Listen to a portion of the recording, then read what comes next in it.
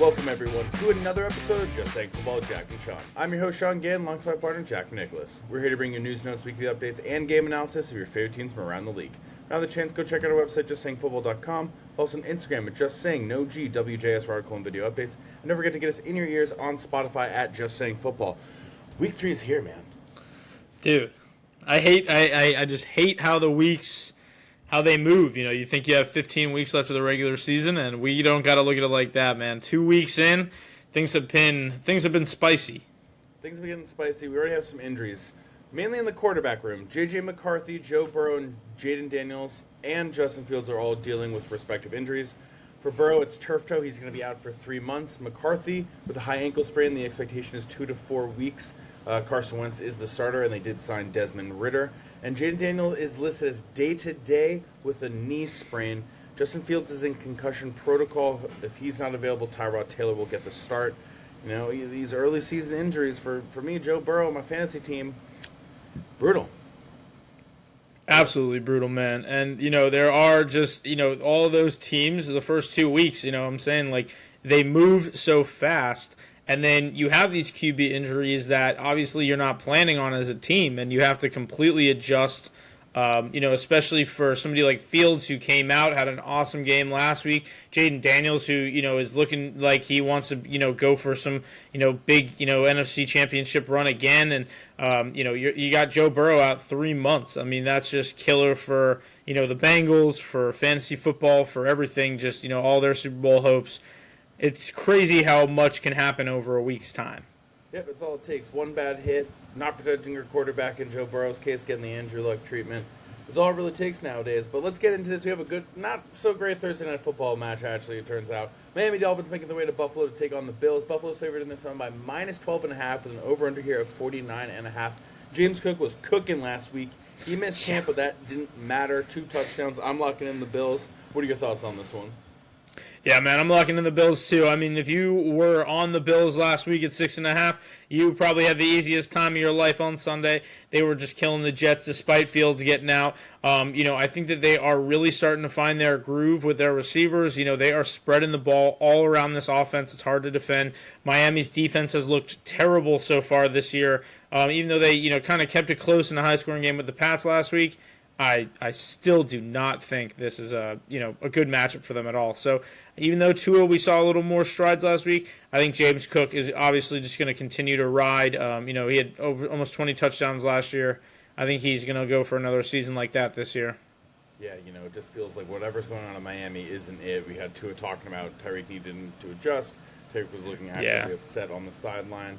We'll have to monitor what's going on with that. All right, moving into our Sunday games, 1 p.m., Green Bay Packers making their way to Cleveland to take on the Browns. Packers favored this by minus 8.5, over under here of 42.5. Packers defense looking electric. Micah Parsons revitalized.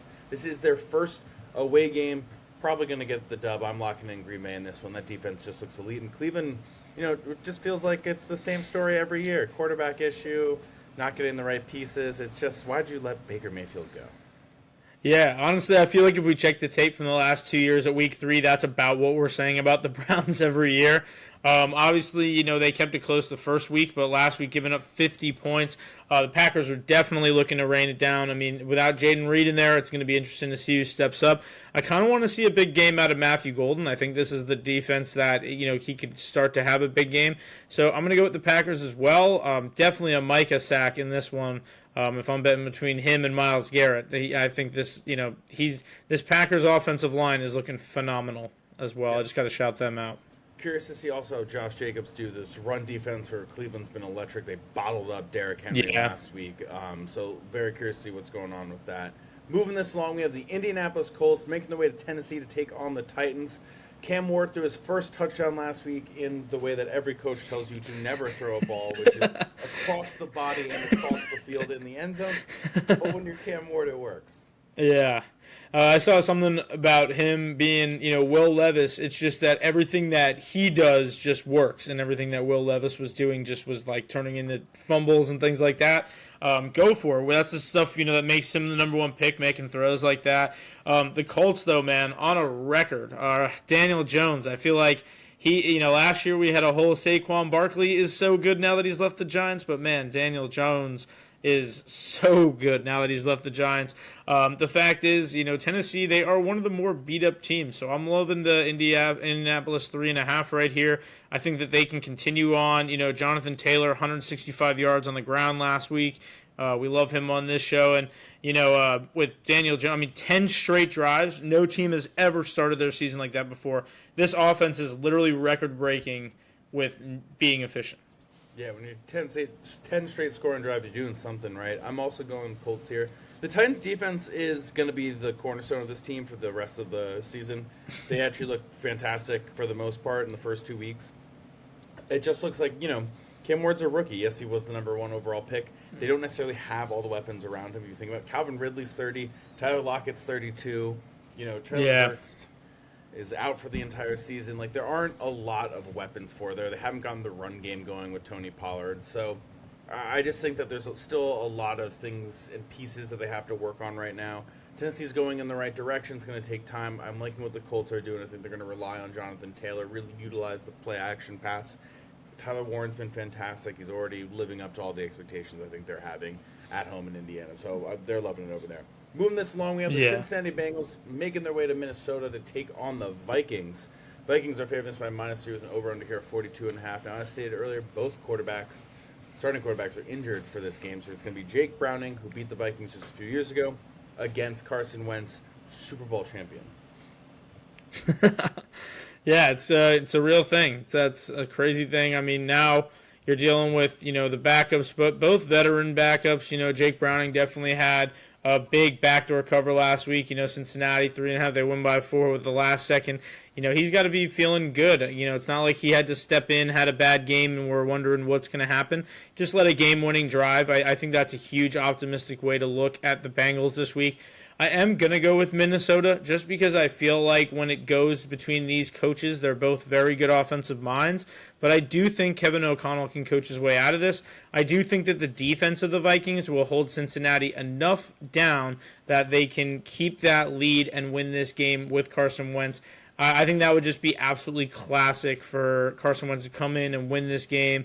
But, it could be a big game for Justin Jefferson. Definitely going to be looking for him. I would like to see Jordan Mason stepping up a little bit more as he has been. But I really think, he'll kind of do what he did in San Francisco, just kind of out-touch the guy ahead of him and, win that job as a running back. I think that's a huge factor this week. Yeah, brutal for the Vikings. Both J.J. McCarthy getting injured, and you have Aaron Jones just hit IR with a hamstring injury. So it is going to be the all Jordan Mason show. I picked him up in one of my fantasy leagues. No offense. Nice. Yeah, I got him. It was just a matter of time before he was going to get hurt. I was hoping it wasn't going to be this early on, and it wasn't going to be hitting the IR with a hamstring. But that's football. I'm going the Vikings. I just have faith in this defense. What you just said, and I do think for any Jamar Chase owner or Justin Jefferson owner out there, despite these guys being the backups, maybe not necessarily the starters, I don't think you have much to worry about. Browning's proved with Chase in the past, and I think Wentz is at least a proven journeyman enough to get you what you need to do for fantasy reasons alone with Justin Jefferson. Yeah. Can he win them a ton of games? Let's see. But I do think for fantasy reasons he'll keep it going. All right, moving this along, we have the Pittsburgh Steelers making their way to New England and take on the Patriots. Steelers are favored in this one by -1.5 with an over-under here of 44.5. Now, Caleb Johnson was demoted from kick return duties, and after last week's not even trying to get the ball, not understanding the rules of the game, you understand why. It's not a surprise. Yeah, man, and we had high hopes for him, but I will say I love how we get a little bit of some interesting running back matchups right now with Jalen Warren and Caleb Johnson just, doing their thing. Well, it's really Kenneth Gainwell over there. But when you're looking at the Patriots with TreVeyon Henderson, you're seeing, Ramondre Stevenson getting a bunch of yards through the air last week on a big catch. I think New England at home definitely has an interesting advantage if they can get things going. But I think playing Miami last week, they kind of They didn't impress me as much as you'd think. Their defense looked really bad. I think this week the Steelers can take advantage of a lot of the Patriots defensive schemes with the way that they're running their offense. I think Aaron Rodgers, there's nothing that guy would like than to get a little New England win, even though Tom Brady's not there anymore. Yeah, this is 2009 November. This would be like the best game of the week. This would be the Sunday Night Football or Monday Night Football game. It's sadly not like that Yeah, anymore. truly. It's right now. I want to see this offense get going, especially passing wise for the Steelers. Currently, Jalen Warren leads the team with 108 receiving yards. Like you got to take DK Metcalf in the building. Let's start to get this going. Calvin Austin going. Roman Wilson. Yeah. Shout out you, your guy. And then so let's see it get going. I do trust this defense enough. The offense of the Patriots still to me are an enigma. I don't know if they're going to be good. I don't know if they're going to be bad at the moment. First week, I was like, this is disgusting. This is what this year's going to be. Yeah. And last week, I was like, that was an incredible catch. Yeah, it's like Drake May hit his over last week, and you're like, Stephon Diggs is getting involved now, who's, big Sean, my guy, blast from the past back in the day, but I don't know. Yeah, I think the Steelers, I think this is the time for them to get this win because, it's just, like you said, there's so much for them that they haven't utilized yet, and they still haven't been playing bad. But that loss to Seattle last week, they got to clean that up. Yep, and Mike Tomlin's going to be the best at doing that, but I'm going to lock in the Steelers. Moving this right along, we have a playoff rematch when the Los Angeles Rams make their way to Philadelphia to take on the Eagles. Eagles are favored this by -3.5 with an over-under here of 44.5. Now, this is a potential NFC Championship preview, I think. Yeah. We saw it last year in the playoffs. It was very close to this game. Thought the Rams were going to get away with it. They ended up not. It was a good defensive stop there by the Eagles. What are your thoughts? Yeah, man, we love the Rams this year, as we've talked about the last 2 weeks, but we also know that the Eagles are actually, a big threat, obviously, to repeat. The big thing here, obviously, Saquon Barkley had 2 big games against the Rams last year, so they're going to have to shut him down as quick as they can. I would love to see the Eagles' passing offense get off a little bit. It's kind of been a disappointing 2 weeks for anybody, who's a fan of A.J. Brown, Devonta Smith. But on the other hand, Devontae Adams and Puka Nacua are having, the weeks of their lives the last couple weeks. So I think that the Rams, they could do something to get it. I do think the Eagles do get it right. If the Rams were the ones that were at home, I would take the Rams in this one. But in my opinion, Philly being at home is a big advantage, just not having to travel 3 hours, no time change for them. And they're coming off the big win against Kansas City last week. So I feel as though this could be, I would love for the Rams to win this, but I'm going to pick the Eagles. What about you? I'm going to go opposite of you. I'm going to go with the Rams on this one. I think that's a high-flying team right now with L.A. Like you just mentioned with Puka Nacua. I want to see Kieran Williams get a little bit more involved. I was expecting kind of a big game from him last week against Tennessee. But like I said, that's solid defense for the Titans over there. But I do think it's going to be just a little bit too much. We saw a beaten-down Chiefs team. We saw a Cowboys team that was coming off this Micah trade where that was the focus. And that was week 1 as well. I think this is just going to be maybe a little bit too much. Rams going to be coming in here with some momentum, feeling that little chip on their shoulder from the playoff loss. This might be the first loss that the Eagles take. I think it might be a little bit of a surprise. I don't know if the Eagles have shown enough passing-wise that they can do it consistently right now. It just seems like they just seem off for their passing offense. Now, look, when you have Saquon Barkley doing what he's doing, tush push his work, you're not complaining. It's working for you. A win's a win. Yeah. But I'm worried about it long term. It feels kind of like the season after their Super Bowl loss, where it's just you're good, but something doesn't feel right. Are we gonna click? Is it gonna click? So that's where I'm at right now with the Eagles. So I'm gonna go with the Rams in this one. Moving this along, we have the New York Jets making their way to Tampa Bay to take on the Buccaneers. Tampa Bay's favored in this one -7 with an over under here at 44.5. I mean, I'm locking in Tampa. It's not even a question. The Jets, I don't know what's going on. Week 1, I had so much hope. Week 2, I was like, what am I watching? What is this? No one can tackle. What is happening? Yeah, no one can say. Yeah, that's a good way to define it. I mean, the Jets' defense definitely underwhelming compared to what we thought. Giving up 30 points last week. It was a huge day, like we talked about earlier, for James Cook. But it was an even bigger day on Monday night for our boy Baker Mayfield. We love Tampa this year. We love Baker Mayfield. And when he was sitting on that bench, we were talking about it earlier, Shanzi. When a quarterback is sitting on the bench looking out like that, you're done. He's getting that 2-minute drill. When they got the ball back with 2 minutes, you're like, Baker Mayfield is winning this game. Obviously, everybody's mad who has Bucky Irving because Rachaad White's the hero, but it was an amazing feat. They nothing not a crazy comeback, but the fact that they drove that down, it's just how can you not pick them going into this week? Favored by 7. Come on, at home. He makes, despite Kate Otten being wide open over there in the corner on the bottom hand. That's fine, though. You won the game. You're not complaining. You know what I mean? Yeah. That's just a Baker. So I'm locking in Tampa Bay as well. Moving this along, we have the Las Vegas Raiders making their way to Washington to take on the Commanders. Commanders are favored from this one, -3 with an over-under here of 44.5.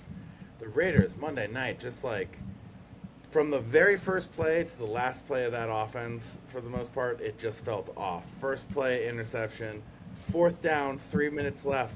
Geno Smith throws the ball away. I mean, things happen. Situational football. The playoff game against the Giants with Kirk Cousins was a bad underthrow not bad underthrow, but just don't know why you only threw it 3 yards. Then you had Tom Brady a few years ago up against the Bears thinking it was 3rd down or something. Remember, he was like, now it's 4th. Yeah. Mistakes do happen, but it just felt, I don't know, egregious in this one. Like, what was going on? Yeah, I mean, I think the Raiders, definitely have been a little underwhelming, especially going into last week when Geno had a huge week, and we were talking about how both these guys have a huge amount of potential to be passing, and then Geno doesn't hit 200 yards and has 3 interceptions. It's just insane, But weird enough, they are my pick this week. Just only with I think Jaden Daniels, if he was going to be hurt and sit out a game with this knee and kind of rest, it would be this game. I think it could be a good opportunity for them. But the Raiders, I want to see something more out of Genty. I want to see another week of Bowers getting a little bit healthier from getting banged up last week. But, I mean, the Commanders, they are firing on all cylinders right now. All their skill players look good, even down to Zach Ertz, Bill, Terry and Debo. This is a built Washington offense at home. I don't know. I feel like the Raiders could be the weird underdog pick. But, yeah, this is, I kind of, I know you're probably, Washington is probably going to win it. I'm going Washington. I just think I'd be surprised if the Raiders have been playing if they win this game, and it'd be great if they do. I mean, Ashton Denji admitted that there's a learning curve in the NFL, which, I'm not worried about him for the long term. I think it's frustrating if you're a fantasy owner for sure, but I do think once he starts to get going and it slows down for him, he even mentioned just waiting to see the running lanes, that extra second. So I do think that will figure out. Once he starts to figure out, this offense will flow a little bit better. But at the moment, I'm just a little bit worried. I don't like what they're doing. I don't like what's going on over there. I wasn't necessarily against the Geno Smith trade or signing or anything like that. Just, wasn't all in on it the way that everybody else was. Yeah. I feel like it's still, you still have some work to do. You need more of a wide receiver one. Like Jacoby Myers is solid, but he's not a neighbor. He's not a Brian Thompson. Yeah. You're not an LSU wide receiver. You're not going to carry you. But I do like the Commanders. Even if Marcus Mariota has to come in and play for this one, they have enough weapons where they're able to just move the ball down the field with him. Marcus Mariota, the guy from the Netflix series The Quarterback? Oh, no, Heisman winner, Marcus Mariota. Also, number 2 overall pick, like Jaden Daniels, oddly enough. Moving this along, we have the Atlanta Falcons making their way to Carolina to take on the Panthers.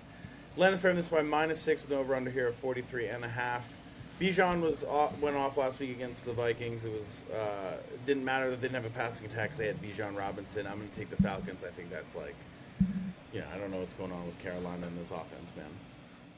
Yeah, it's pretty nuts because we saw Bryce Young improve towards the end of last season, and I was like, wow, he could go into this season with the right offense. Ted McMillan looks good. Chuba Hubbard looks good.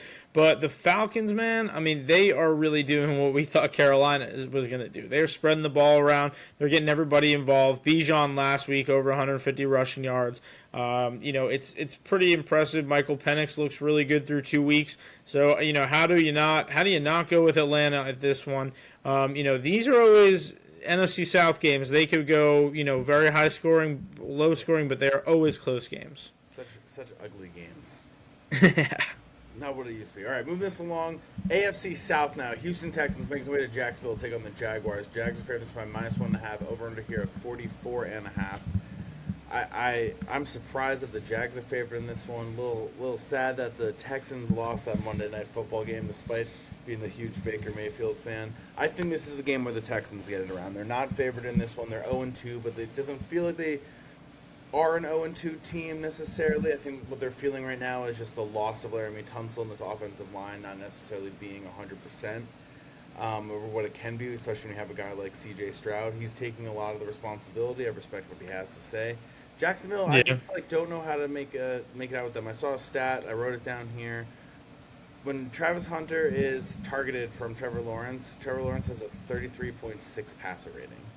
It's just awful. And I saw that Travis Hunter has the lowest. He has like for anybody over 50 yards right now, he has the lowest yards per catch. So they got to throw that kid the ball because that cannot be happening to a guy you just drafted number 2 overall and you can't figure out your offense. Now you got a divisional matchup at home, and if the Texans are 0-2, they're not trying to fall 0-3. They're genuinely trying to win this division. They're looking at this like, okay, we're underdogs in Jacksonville. We're gonna win this game, and that's why I'm going with them this week. This is an easy underdog play plus money. This is easy. The Texans are going to be. They looked really good last week. Nico looked great. The run game, until we figure out what's going on with Joe Mixon, they're using the committee and it's looking good. But Trevor Lawrence, man, he's just. I don't trust him enough to take him in this game.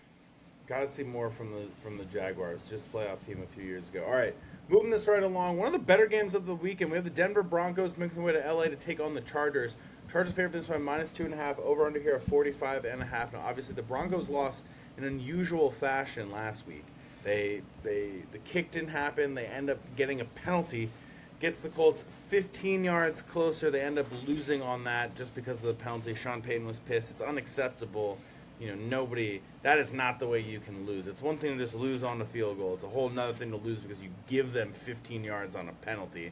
So, Denver's coming in with some revenge after last week's game. Oh, for sure. I mean, they have to. They got to stay in this race with the AFC West. The Chargers are looking good. The Chiefs are 0-2, but they can always make a nice run. The Denver Broncos need to beat the Chargers here. It's crazy. I'm going to go with the Chargers just because of how good they have looked. Keenan Allen scoring in back-to-back weeks. I think this is going to be an absolute shootout. 45.5. I think that this game is going to be. They have great defenses, but they are familiar teams with one another. This isn't like Jacksonville, the game we were talking about, or the Carolina game. These are two good teams competing for a division lead. I do love what the Chargers are doing. They're getting people involved, and they're winning games the right way. They got Khalil Mack back, which is nice. And, I think that when it comes down to it, Denver – They're like Houston this week where they're coming in with their revenge, but they just aren't going to be – they're just not the best team in my mind in this matchup. But this is going to be a great game. Yeah, I'm going to go opposite of you. I'm going to lean here with Denver. I think Khalil Mack will probably be back sooner rather than later, but that elbow injury in Monday night's game and just seeing his arm go the opposite way was rough to see. Really, that looked painful. I think right now Denver has a few things to figure it out. Part of it's that discipline, not getting that penalty in the crucial moment. I think another part of it is also a little bit of offensive discipline. They just seem a little bit out of sync compared to how it ended last season. They've shown flashes, really great drives here and there where you're like, yeah, this is definitely what this team is going to be. It looks great. This team looks great. This AFC West is solid. Then there are moments where you're just like, what's happening with this offense? What are they seeing? A few weird throws, a few errant throws. They just seem like a little bit off time, not fully on the mark. This is the game where it has to happen. You fall to 1-2. You let the Chargers go to 3-0. Kansas City's at 0-2.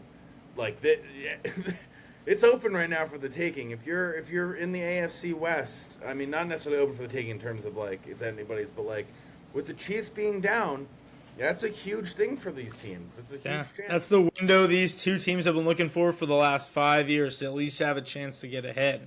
And that's going to be a huge thing, but I think the loss right now of Khalil Mack potentially for this week, that might be something that just keeps his pass rush from not being able to get home at Bo Nix. So I'll take Denver. Moving this along, and I hate to, I feel really bad, so I'm going to be picking against this team for a while. We got the New Orleans Saints making their way to Seattle, taking on the Seahawks. Seattle's serving this by -7.5, over under here 41.5. I'm always going to be picking against the Saints. I hate to say it, and it's just not. I think they'll put up some fights, but if I'm them, I'm trading Kamara as soon as possible. I'm trading him. I'm trying to get some assets. Let's let Kendrick Miller take over as a full-time running back. We just saw Kamara have a great game. We saw some juice in him. that's an asset right now. You can easily net a third-round pick. You can definitely net some players as well. Like, come on, just trade them. I'm going Seattle to finish off my tone. Yeah, absolutely. I'm going to go with you here. Jackson Smith and Jigba, huge, my guy right there, freaking 100-yard games back to back. He's only had 3 in the first 2 years, so you got to give it up for him there. Like you said, Kamara kind of looked himself last week, but it's definitely not going to be enough to convince me they can beat Seattle, who just beat the Steelers. I think that big thing you wrote in the notes here is, the two-headed monster that they have in the backfield. Charbonnet, we talked about it last week, getting more, than Kenneth Walker. Last week, Kenneth Walker got more than Charbonnet. They're going to make this work into the matchup they're playing, and I think they're going to do that easily this week with the Saints. I could honestly see them both scoring. I'm going to throw a little hot take out there. I wouldn't be surprised. Hopefully Jackson Smith and Jigba also gets in the end zone this week, but I'd love to see another 100-yard game at the very least. All right, moving this along, we have the Dallas Cowboys making their way to Chicago to take on the Bears. Bears favored this one -1.5, over-under here at 49.5. Now, some franchises it just feels like are cursed. A lot of franchises feel like that, but some more than others. In this case, it's Chicago. It just feels like they cannot find the right coach, quarterback, GM combo. And I think part of that might be a little bit of curse from firing Lovie Smith at the time. Yeah, I know that's always crazy. I mean, and then it's just they're home right now. They're against Dallas. Dallas is coming off this big win against the Giants. We'll get into the Giants in a little bit, but the Cowboys, they went toe to toe last week. They went up and scored 40 points. The Bears got 50 points scored on them from Detroit. So I'm looking at it like the Cowboys could have a good thing, but we were talking about, a lot of revenge tone, a lot of people not wanting to follow in 3. I think that the Bears get it done this week. They're favored for some reason, but I think that's just because they're at home. I still think it's a big week for CeeDee Lamb because I know Jalen Johnson is out for the Bears, who's their shutdown corner. But the Bears defense, they've had some plays where they look phenomenal, some plays where they're just giving up big yardage, and that's kind of how the Cowboys beat you. But I think the Bears will keep it close and win this one at home. I'm going to go opposite of you here. I think it's going to go Dallas's way. I don't know who to pick. I just feel this might be one of those swing games. There's just no pass rush. You can just feel that with no Micah, this team is the Dallas is just not able to get after the quarterback.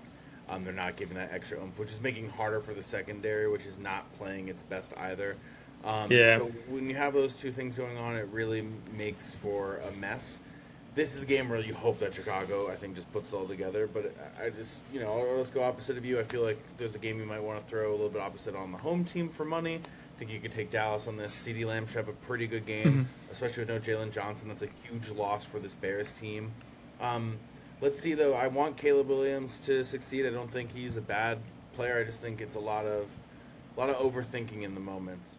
And a new system that's definitely probably one of the most complicated in the NFL as well. Absolutely. So they're looking to bounce back. Let's not forget, Jared Goff was a seasoned veteran coming from Sean McVay's offense, which was already quite complicated when Ben Johnson was taking over and molding this offense, which took a year or two before it really became what it was. People forget that first couple of years of Dan Campbell was not pretty. It took time for it to work. So let's also bear in mind, similar to like J.J. McCarthy, what I was saying last week, like things take time in the NFL. Things take time. Like 1 week, 1 quarter, 2 quarters. Like it's not going to be the end all be all. Long season. Yeah, for sure.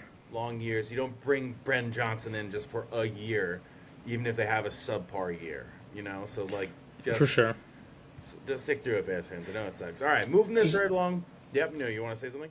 Oh no, I was just gonna say I just can't believe the Lions did score. We'll get into them later, but they scored 52 points last week without Ben Johnson on Ben Johnson, and that is something. That's another part of the revenge where I feel like he wants to prove that this offense can match up with a Dallas offense that just scored 40. I think that they probably can. Let's see if they can. But moving this along, we have the Arizona Cardinals making their way to the 49ers to take on, making their San Francisco take on the 49ers.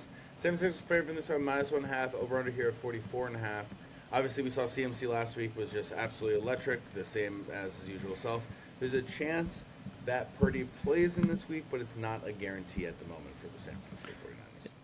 Yeah, you know those San Francisco beat writers. They will be like, he could play this week, but he's also out 3 to 5 weeks. There's really no way to tell out there in San Francisco. And it's crazy. But the Cardinals have been playing well for me, despite the fact that they almost allowed the Panthers to come back. I am seeing a lot of good sparks, especially from like Marvin Harrison. Seeing Trey McBride doing what he's been doing the last couple of years. I think that's awesome. The main thing it really is that, you know, the Cardinals, we were talking about kind of with the AFC West, but in the NFC West as well, there's, you know, it's a competitive division. The Niners are hurt. The Cardinals want to take advantage of a division game. I think this is a great opportunity. One big thing I want to shout out, CMC last week, you know, he had a nice touchdown, and that made him the third player ever to have 50 rushing touchdowns and 30 receiving touchdowns. I just think that's insane. He's so good at football when he's healthy. It's absolutely incredible. Hopefully they have him for the rest of the season because they're going to need him. I'm going to go with the 49ers in this one. I trust CMC enough. Mac Jones looked pretty comfortable. Granted, it was against the Saints, which are in that rebuilding mode at the moment. They're going to have the home crowd. They still have a solid defense. Let's not forget that Nick Bosa's on this team and Fred Warner's on this team, so they'll be able to do something, I think, defensively to slow down some of the weapons that Arizona has. And Arizona at the end of that game, they got the win, but again, similar to the Broncos, undisciplined, a lot of penalties, keeping the drive alive. Like, yeah, play against a better team that's not Carolina, the team, you know, Eagles will make that team's going to beat you. Good point. So I'm looking at that. I think the 49ers will be a team that will make you regret if you give them an inch here and there. So I'll lock them in. All right, Sunday Night Football. Kansas City Chiefs make their way to New York to take on the Giants. Kansas City's favored by -6.5. There's an over-under here of 44.5. Now, I do feel like the Giants covered the spread. I see we both wrote that down in here. 6.5 spread with the Giants just coming off of last week's game, and the way that the defense can play against this shaky-ish Chiefs team. Yeah, I'm taking the spread. Yeah. I'm taking the Giants covering the spread. I am going to take the Chiefs win, though. Sorry. No, I was going to say, I'm just hyped that you're still on this. But sadly, you know, despite the 0-2 start, I'm not saying this because it's the Giants. I think if this was most any team minus maybe like Buffalo, I would pick the Chiefs, you know? Yeah. So it's not because this is the Giants. Somebody I can't remember who said it on First Take earlier, and they're 100% right. The Chiefs are one of the best teams at fixing things in season, which is incredibly hard to do. They make these great adjustments. They keep it close. They could have won that Eagles game. Look, Travis Kelce stops eating Butterfingers before the game. That's a touchdown pass. You know what I mean? Like, all of a sudden, the outlook of that game is very different. They got full momentum. The Eagles did. Totally changes the course of the game. Takes potentially 7 points off the board, at least 3 points off the board. I think that this is like a get-right game for them. They're going to figure it out. It's not going to be pretty. I would also take, what did I say, the over-under, 44.5? I'd even take the under on this one. I think this is going to be just a defensive-heavy match. And that 20-17 win that the Eagles eked out last week, I think that might be something that the Chiefs get this week. Yeah, I know. The Chiefs, it was a tough week for Kelce. He dropped a huge second-half pass. He had a pass tipped off, went to the interception. You know, he may be engaged, but, you know, that's a guarantee. But the real question is he washed? I don't know. He's getting there, you know, but the Giants, he's going to have Bobby Okereke on him this week. I would like to see him match up with the leading tackler in the league right now. I think that's going to be a great matchup. The Giants' defense is looking great. You know, I was literally like taking videos of this pass rush, standing up like a little kid. They were going after it. I mean, they gave up 37 points, which, you know, bodes well for KC. I like KC this week to win it. But as a Giants fan, I'm looking at them at home, coming off a game where they just scored 37. Russ became one of the first players to hit like 475, no turnovers, you know, all this other stuff. He had an amazing game last week. Just want to shout out Wan'Dale Robinson and Cam Scatabo. You know, they had amazing weeks last week. I think it's a good sign of things to come. But, you know, every Giants fan out there, if you saw the schedule in May, you knew that the first 4 weeks were going to be really tough.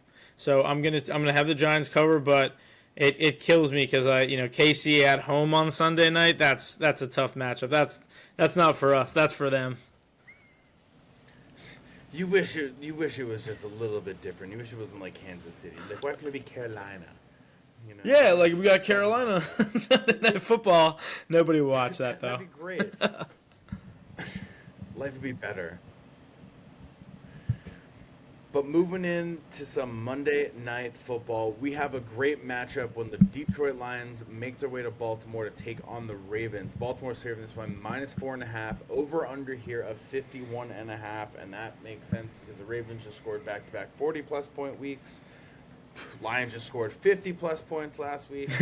I mean, the offense are flying. Jair Alexander should be back in the lineup for the Ravens, which is huge. I'm locking them in. I know the offense of the Detroit Lions is coming off this huge game, but I'm just looking at him like, you have Malachi Starks, you signed Kyle Hamilton to the huge contract, you brought in Jair Alexander, you have Marlon Humphrey, and then you have Roquan Smith. If those 5 people cannot cover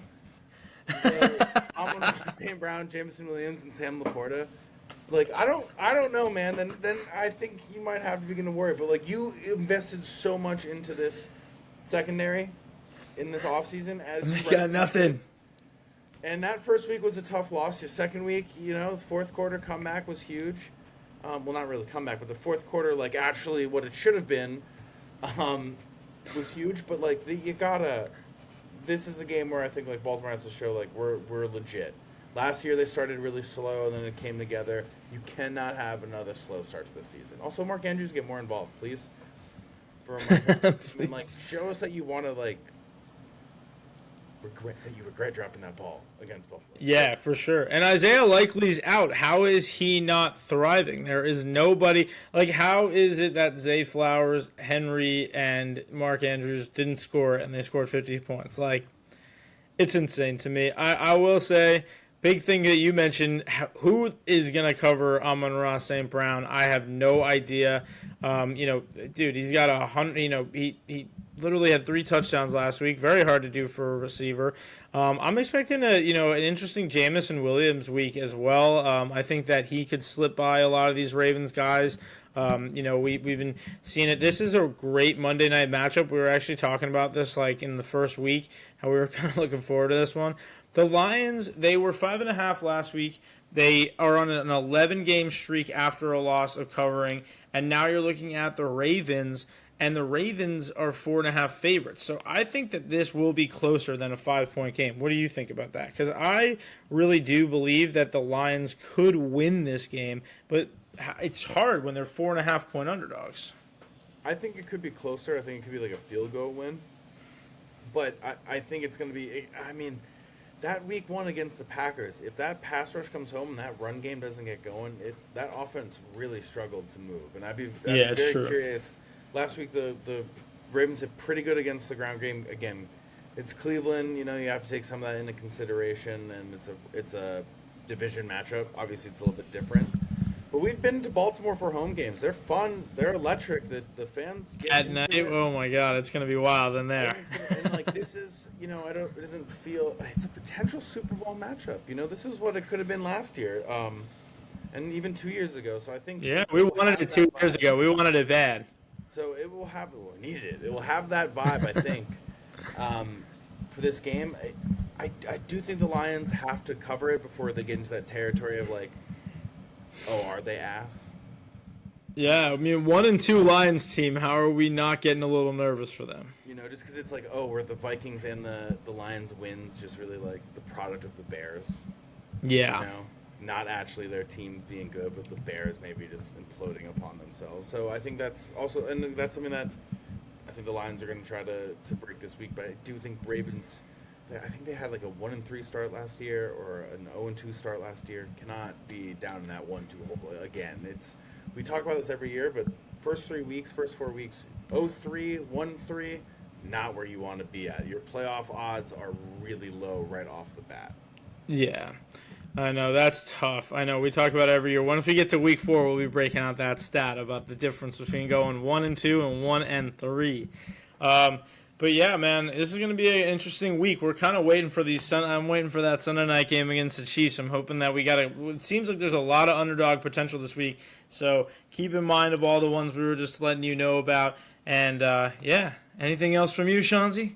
No, keep a lookout for that, especially the Dallas game. That's where I'm going to be putting my money on for underdogs. But that's all the time that we have. Thank you everyone for tuning in and for listening.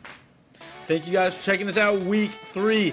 Crazy. It's moving so fast. Remember to check us out, Spotify, Just Saying Football, and Instagram and YouTube on Just Saying Football for all of our full videos every week, every pick.